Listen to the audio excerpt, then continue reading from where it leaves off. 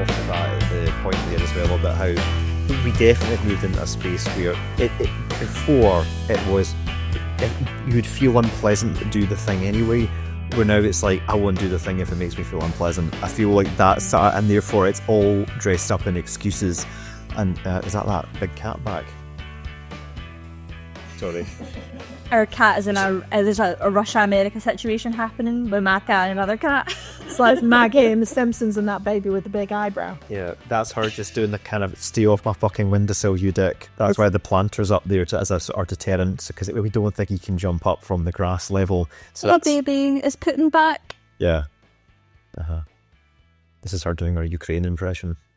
Come on, Nosferatu. This is defending the border. But I mean, you're absolutely right. People used to be. Yeah. It was more like, yeah. Now there. Yeah, it's all about kind of excuses. And it's like, rather than just accepting that, like, sometimes to actually get like one foot in front of the other, to get to here, you have to go through a phase of feeling unpleasant, but progressing forwards anyway. There's no shortcuts to improving yourself sometimes. You've just got to go through the hard work. You think you chat GPT to do it for you. And it's the whole American car salesman problem, where it's like everyone is being sold the idea of like the quick fix solution, and it's like that's where we're at with this. We're like, there isn't actually, when it comes to dealing with fascists, there isn't a sort of nice, pleasant, easy way to do it. There is we've actually all got to get on the planes with guns and go over there and do what has to be done. And that's the reality of it to me. Yeah, I mean, what you're talking about though, are the people not having a barriers, but there's also this thing of like, I'm due respect and that sort of thing. Oh, you're disrespecting me. And I think the first time I actually thought about it, it was do you remember the sort of World War II bomber pilot sketch? What's the book got terrible careers doing other things now, but it was a sort of Friday morning. No, two other posh boys. Mitchell and Webb? No, two other posh boys. What does it say about BBC comedy? Little Britain guys. No, two other posh boys. Oh, no. I can see them. Yeah, you know who I mean, but it was like the two sort of... it's Griffin Jones. No, two other posh boys. But two fighter pilots, and okay, but they're talking as if they're, sort of like street sort of thing, like, yeah, and I mean, he was like totally disrespecting my trousers. I mean, that's just not right, is it? He should respect your trousers, isn't it? Isn't it? And it was the first time I'd actually thought, because it was a very funny sketch, it was a sort of series of them, they ran them, but about how pathetic that culture of expecting respect. You're 19, you're due fuck all. You've done fuck all yet. You're due equality, opportunity, education, and then you can go and make something of yourself. But you're not due anything just because you are. And it's an entitlement. Entitlement is that's what it is. And it's not entirely their fault. They've grown up in a society where they've heard all their life about, patriarchy, it's a white man's world, it's harder for everybody else except white men. And a part of them are going, this will be a doddle then. And then they get to 18, 19 and they're like, what's that? The housing market's in its arse and I can't get a job.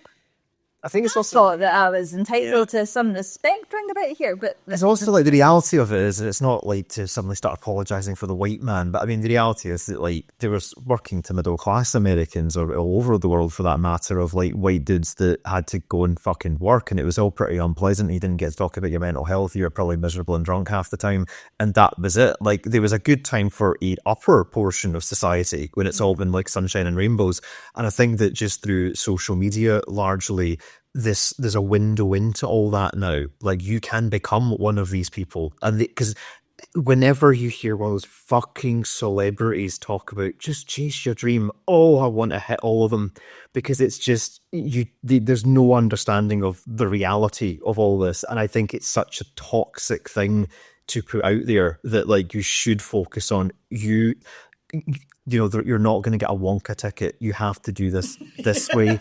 And you can't have some guy on the internet from miles away in a different country preaching to you about, here's how you do it, kid. it doesn't work because your circumstances are going to be so. I mean, the problem so that America has is that unless you fucking join the military, you have to be ridiculously rich to get an education. I mean, Yeah. they have made. Or a great athlete is the other one. Yeah. So there's two rows that largely, and that's why you end up with like really rich people that are incredibly fucking stupid, because they get the kind of college athlete thing and they go from there. And they get past classes because they're making the college money because they're college football. Yeah, and they don't make any fucking money themselves while they're doing that, but they get the education, but it doesn't do them any good because they've got a fucking traumatic brain injury from playing the football. I love that South Park bit. Student athletes. And it's like Cartman is the slave owner with these student athletes who don't get paid. But yeah, if the Trump thing hadn't have happened, Big Dwayne Johnson would probably make a run for the White House. But he's like a product of that kind of shtick. And there's an epidemic of those types of people that are not really qualified intellectually. Or I'm thinking, well, Dwayne Johnson will do that bad a president comparatively. Well, no, not compared to Trump. I think he'd be dangerous in like a different way because he's not got a lot going on. He'd be like a nice guy, but then it would be... Vince McMahon would be on the phone. Yeah, I think it's... Vice president. Like, you're not booking this properly. You need a proper heel. The Republicans did have him at their national convention back in 2000, so they might pivot to that could be the rebranding. Because I did notice that in 2016, I think one of the elections that he was like really like this Trump guy, oh no, definitely the Democrats. And I think he's kind of pivoted to sort of just staying out of it. Because the thing is with him, he just goes wherever the fucking money is. There's no other guiding principle apart from that for that dude. So that kind of tells you where... This guy made 2 Jumanji films, that's all you need to say in terms of like his motivation. Exactly. So this is... But it's kind of an indicator of the long game of this. To you saying later on, these guys aren't going to be in the fucking White House. You know, there's something's going to change. They know everybody is unhitching the wagon from this. They know this is going to come off the tracks. It's unsustainable. You then should get Dave Bautista. Yeah, I know. Get this. See, she has fake State of the Union.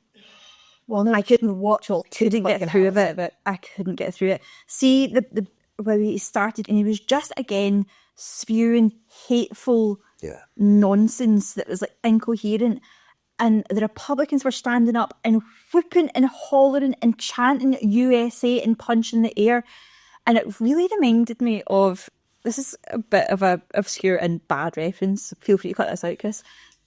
Little Nicky, that terrible Adam Sandler film where he's the son of the devil, and his 2 brothers are inhabiting authority figures on earth because they need as many people as possible to sin so they can gather up souls because they want to take over their dad's throne as the king of hell. And one's a bishop and the other one's like the mayor of New York, and they're going, just fucking sin, everybody, it's going to be great. And like just all these guys, and so it's going, fuck yeah, let's just fucking... And I was like, that's honestly, it's like a 1-for-1 copy of that exact scene. People, the only thing that's been keeping them behaving acceptably is external accountability. The sense that this is what I had to, and the second they didn't have to, it was like, yeah, I can say research. Armstrong and Miller, fucking Armstrong and Miller. Is it Ron Emanuel, the guy who used to be So he used to be he was like a Obama era advisor, but he was on the Bill Maher show talking about how the Democrats lost because of trans, and he said, I mean, when I was in high school, if I could have said that I was a they them and got into the girls' bathroom, I'd have done it in a heartbeat.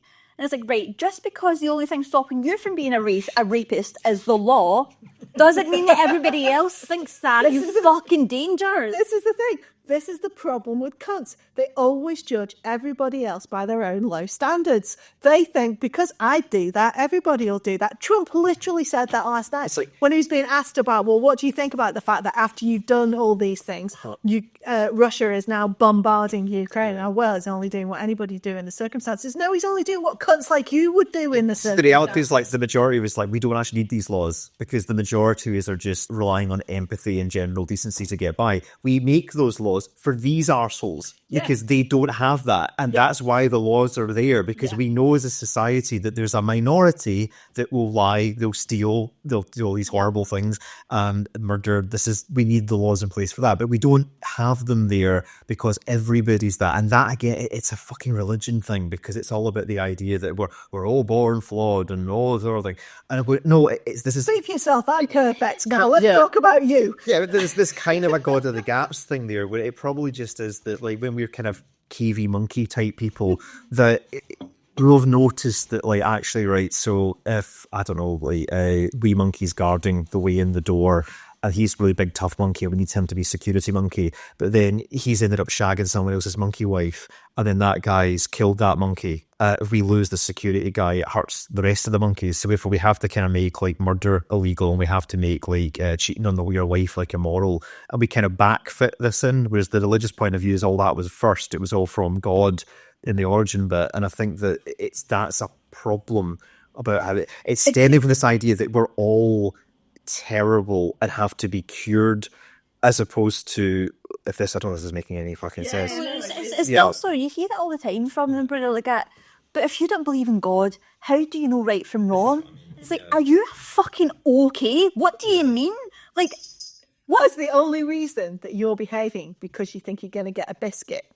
Yes. That's it, isn't it? Yeah. The only reason you're behaving is because you think you're going to get a biscuit. Personally, I can behave with or without a biscuit. Yeah, because we was going...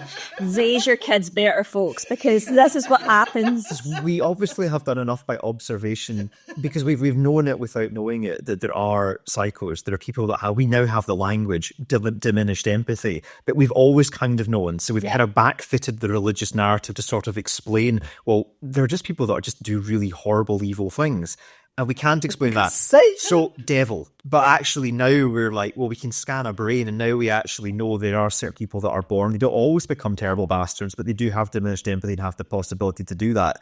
And this is where... The devil lives in a prefrontal cortex. And as Eric is kind of at that crossroads section of, like, you've got reality and fantasy, you know, they're hitting into each other like in a big ugly car crash right now, because... most people, I think, over there, they sort of know that what I've just said, that's the truth. That is the reality of it. But that would mean they would have to analyze and rethink what it means to be America, an American, because so much of their country is built on God. It would have to be letting that go and accepting that actually a lot of the stuff was just nice stories that we told ourselves to explain our own condition. We didn't know that we're from monkeys. We found that out later, so we've kind of backfitted in all this stuff to hopefully make us feel a bit better. And it's a bit sad that it's gotten to this point, because I feel Europe's just been a bit quietly moving past it.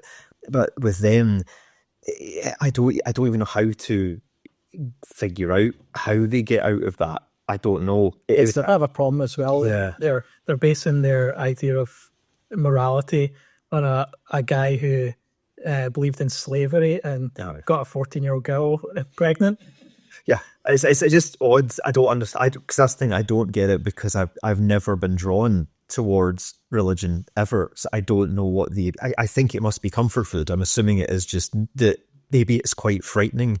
You're either able to comprehend it, the idea that, like, we don't really, no one knows what the fuck's going on. No one actually knows. And you kind of are either all right with that, or that's a really, really scary thing. So you need to have all this magic thinking to sort of explain your way out of the fear. Just on a side note, did anybody see that interview where there was a man in the street talking to Trump supporters, and he was like, would you support Jesus Christ if he was in the country today? Because he was from what is now Palestine. So if he came here, would you support him? And she was like, of course, if he came here legally.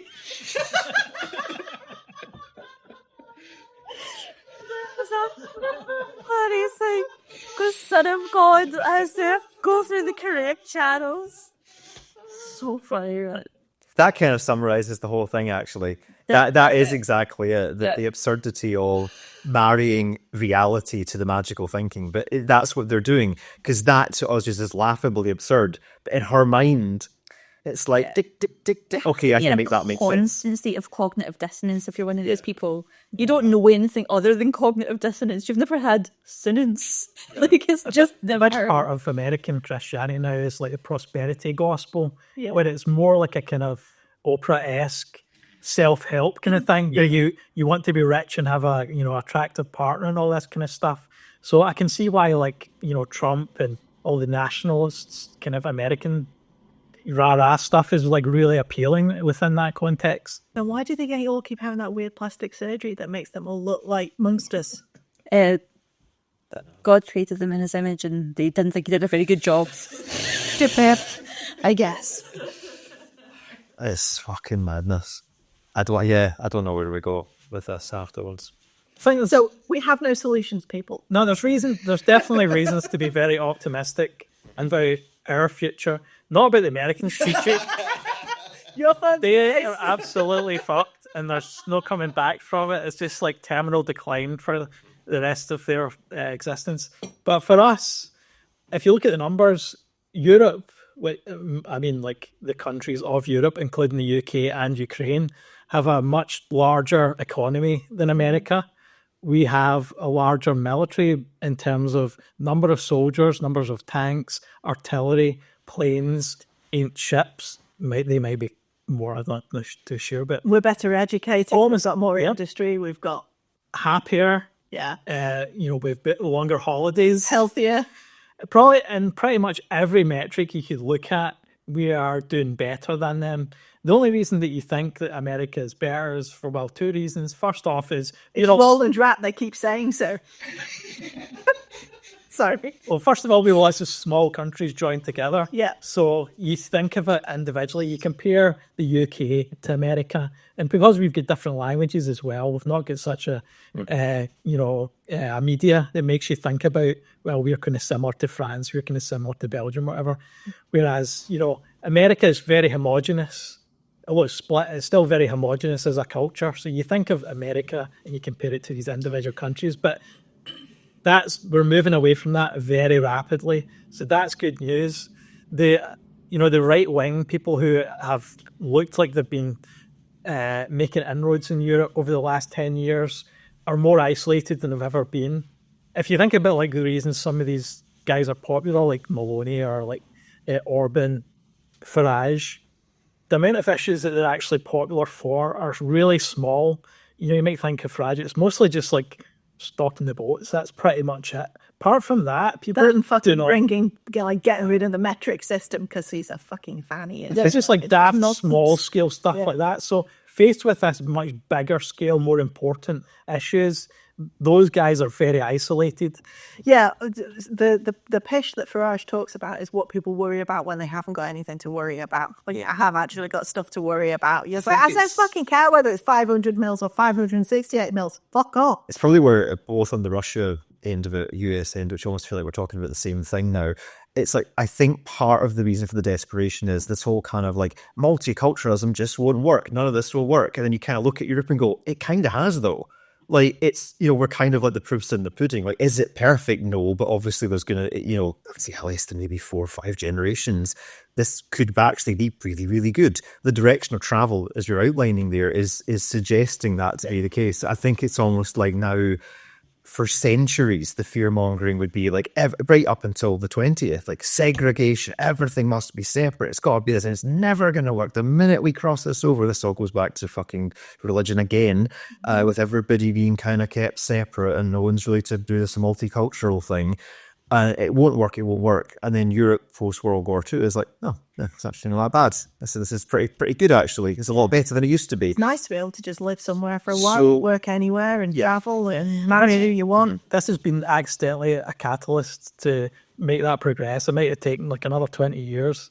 But I think we're going to do it in like 2 or 3 years now. Yeah. Of necessity, just as we did with home working and teleconferencing over COVID, all of a sudden it became necessary. And look, magically, actually we can make all these things work. Yeah, I think there's definitely like barriers that we put up. There's definitely like a misinterpretation of like progress being a kind of like nice little kind of like gradual line that goes up consistently, where it is probably more kind of like you sort of drop down a wee bit to go higher, but it's generally speaking always going up. That's, I think, what Europe is. It's had wobble, but Brexit's a wobble. There's no way around. Like that was a kind of not just a loss for the UK. I think it was like a loss for everybody, really. It was a bit of a backward step. But to this angle of thought, this is an opportunity to correct that. And when we go back in, the relationship will be even stronger. It will be better than it was the first time, because it will underline this isn't just a kind of economic thing. This is probably what I think ethos-wise it was always intended to be. This is like, we were at each other's throats for fucking hundreds of years. We're not going to do that anymore. This is like a working together thing. And that's the bit I think America, the Middle East and the Russians, because Russia's going to break up, but I think that's inevitably what's going to happen here. And these other regions have to possibly go through, hopefully not quite a World War II level event, but a little bit of that. I think with Israel-Palestine, it's gone so bad, I feel that might change over the next couple of decades as well, because they've gone through the darkness now. And I think everyone just gets to a point of going, you know what? Actually, Japan did it. They were like, let's dial back. And I think that peace is what everybody actually wants in the end. The people that don't want it are people that are very comfy. And this is a reality that in America, you had your civil war, but actually they weren't really... They didn't feel it. They did, yeah. It's like you basically, somebody went to Europe and then you nuked Japan, and then that's kind of been it. I mean, they were so stunned by 9/11 because like terrorism like that to them just didn't really happen. Yeah, they thought the military-industrial complex was just something that they did for fun to, skim some slush funds off the top. They didn't realise that there was actually... bit who they were creating. Well, it was like they were reacting like that, but also there was a lot of funding going to like the IRA, and we were not the... Obviously, that's a very complicated issue, but the point being there was lots of terrorism of that nature, if you like, not on that scale that was happening in the UK all the time.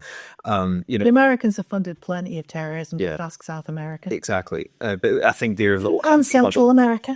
I think until they actually have a bit of a rammy of sorts, I think that's what it's going to take. But we have to let them go away and get that sorted, and they can come back out to play again. Yeah, I think with Conservatives, they're always harkening back to this better time that never existed.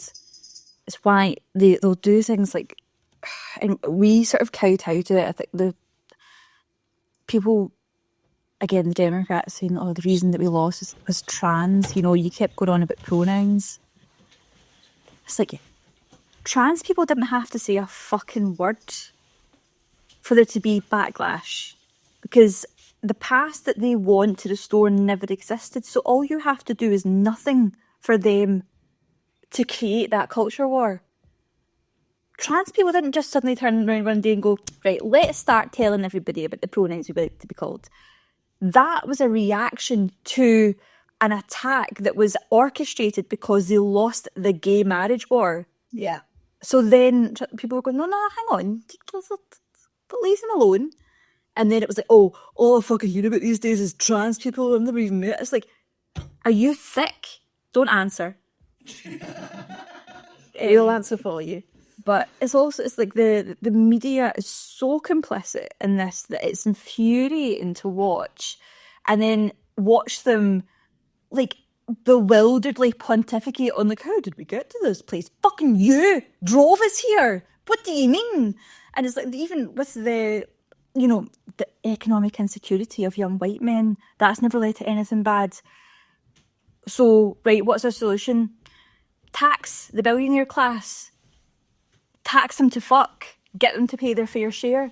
But if you tax the billionaires, then they're going to leave and take all their money with them. Right, and I know that that's not how it fucking works. Because they're not billionaires because they've got billions of pounds in money that they can take with them. They're billionaires because they own fucking everything in this country. They can't take it away. They own your house. They own the building that you work in. They own the fucking water. They can't take their money away and go and play somewhere else. So if you up the taxes, all that's going to happen is they're going to have to pay more fucking tax. They don't want that. So you are helping them by pushing this propaganda, no one challenging it. Or they're going to have to sell their assets, which will help to fucking redistribute them and break up their homogeneity. Fantastic. Yeah. See if any billionaires do want to leave. Fuck off, I'll hold the door open for you. because she's a fucked it for everybody. And now people are turning on the poorest people in society, the most helpless people in society, and going, it's probably his fault. Right, he's on a dinghy in the English Channel. How has he had any effect on your life for the last 5 years? Oh, he hasn't.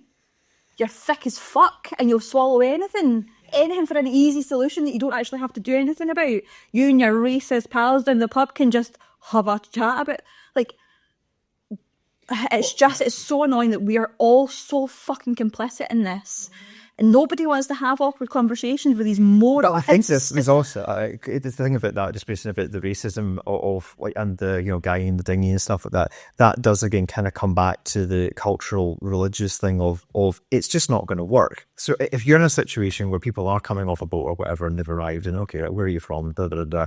If you go into that with the mentality of like, okay, let's figure this out. But how can we make this work? If you're starting from the position that ideologically, before you've even tried it, you've decided we have to make everything separate. Like that was the whole thing of like, segregation in America, the schools, everything. It was, we can't possibly do it. Why not? We wouldn't know until we try, but if you're starting from the position of nope, that's why they're susceptible to it, because they've already made up their mind. And this is why I think what broadly Europe represents is kind of a rejection of that and going like, we're going to try it and we're going to make a go of it. And broadly speaking, I say it's been pretty fucking successful. Broadly, there's been teething problems, there always is going to be. But a lot of those teething problems are stemming from individuals that are refusing to progress. It's the conservative versus progressive thing. It's like, no, it's not going to work. I don't want to move. Or action agents like Nigel Farage. Yeah. And I think that's it. It just comes down to a kind of, right, okay, we've got new circumstances here. We've got a new problem. Let's work together and solve it. And you either have that mentality and you're willing to put your own benefit almost at times secondary to making that work for the group. Yeah. Well, that's all it should really take to make it's none of this shit's fucking complicated. I know none of this is actually very intellectual or lofty at all. It's a very basic human interaction. It's so obvious, but it's something happens between the problem and the obvious cause and solution to circumvent people into pointing backwards. What are you talking about? Yeah. And it's just so counterproductive. It's harming you, the person who believes it, as well as everybody around about you. It's only helping the billionaire class who don't want you to look at them and realise they're the fucking problem. They're the reason everything's getting worse. And it's so... And people will point to things like migrant crime. And it's like, right, if you take the population as a whole, statistically, migrants cause, if not the same rate of crime as a native, it's usually lower. In areas where they'll find areas where this is not the case, where there are actually high rates of migrant crime. Because those people have been ghettoised, they have come from war-torn countries, put into a ghetto with fucking nothing. Of course they're going to commit crime. It's also crime on each other as well because of the scenario they're in. But that's also the idea of, rather than looking at that through the broader prism of a minority of humans commit crimes, we're starting to compartmentalize. No, it's they innately commit crime, so we need to get rid of all them. Yeah, and then there's going to be no crime somehow.